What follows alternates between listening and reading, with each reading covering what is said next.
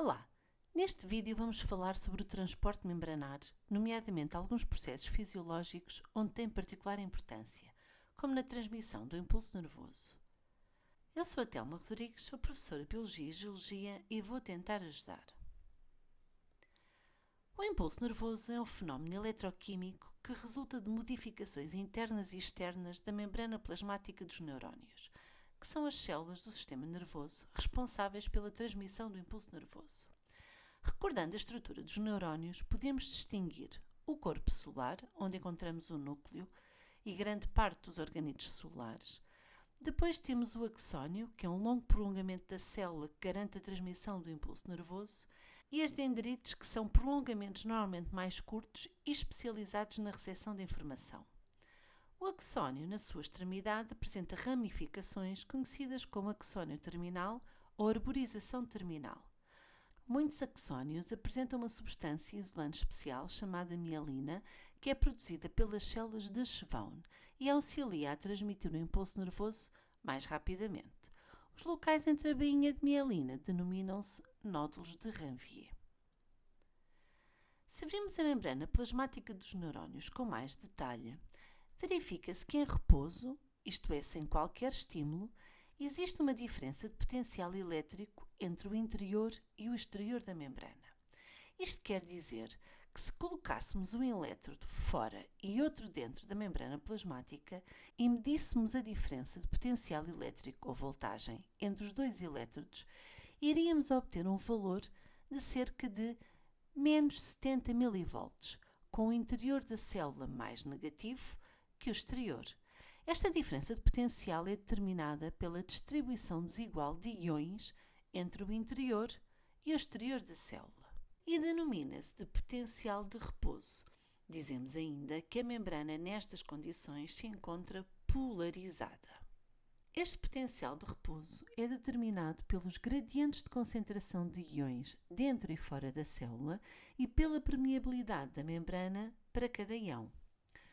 O gradiente de concentração dos íons de sódio e de potássio é mantido devido à atividade das bombas de sódio e potássio. As bombas de sódio e potássio transportam com gasto de energia e contra o seu gradiente de concentração o sódio para o exterior e o potássio para o interior, na proporção de 3:2. Isto é, por cada 3 íons de sódio que saem da célula, entram 2 íons de potássio. A membrana em repouso é mais permeável ao potássio que ao sódio, o que faz com que algum potássio saia da célula por difusão facilitada através dos seus canais iónicos, tornando o interior da célula mais negativo, criando assim o potencial de repouso.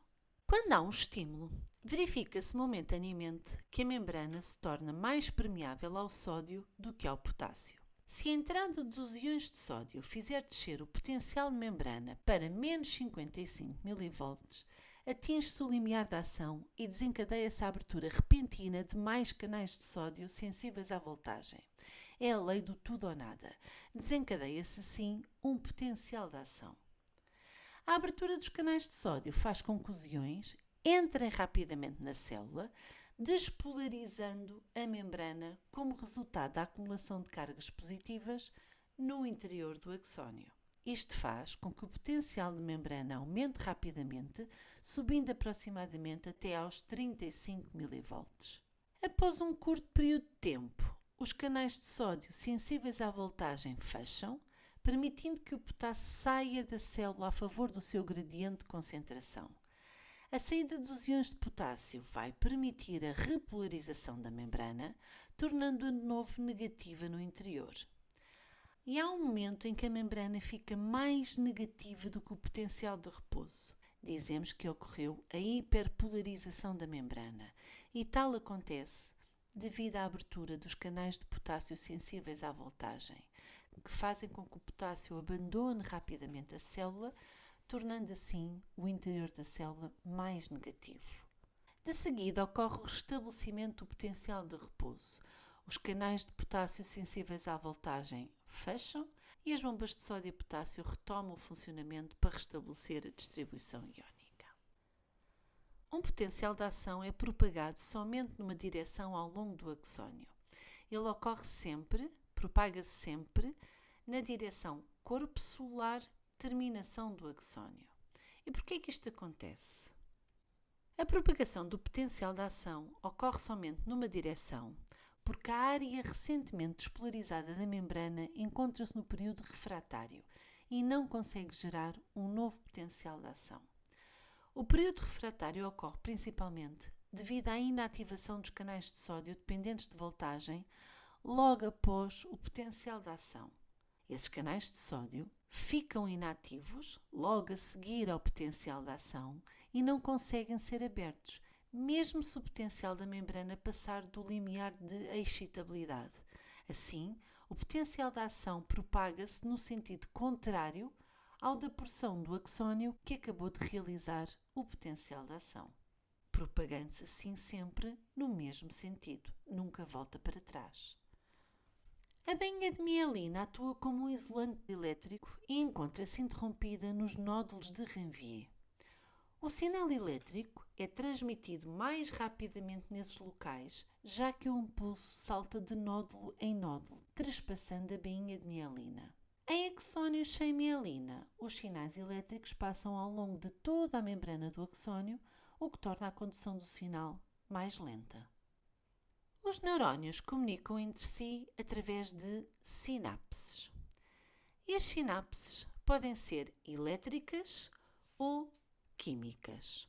O neurónio pré-sináptico é o que se encontra antes da sinapse e o pós-sináptico é o que está depois. Nas sinapses elétricas, os neurónios estão em contacto um com o outro nas junções comunicantes e ocorre um fluxo direto de íons entre os neurónios.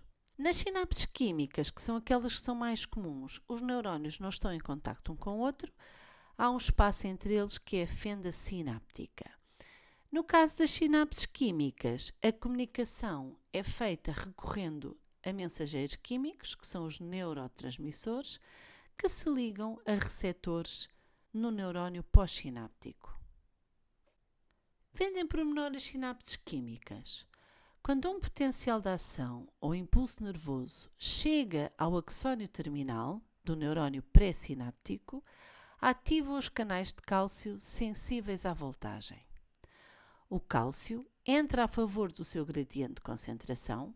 A entrada do cálcio permite que as vesículas sinápticas se fundam com a membrana do axónio terminal e libertem os neurotransmissores na fenda sináptica por exocitose. Os neurotransmissores ligam-se aos receptores do neurónio pós-sináptico. A ligação dos neurotransmissores aos receptores modifica a permeabilidade da membrana do neurónio pós-sináptico. Diferentes neurónios pré-sinápticos e pós-sinápticos produzem neurotransmissores e receptores de neurotransmissores diferentes, com diferentes interações e diferentes efeitos na célula pós-sináptica. Por exemplo, alguns neurotransmissores são considerados excitatórios, provocando a deflagração de um potencial de ação no neurónio-alvo.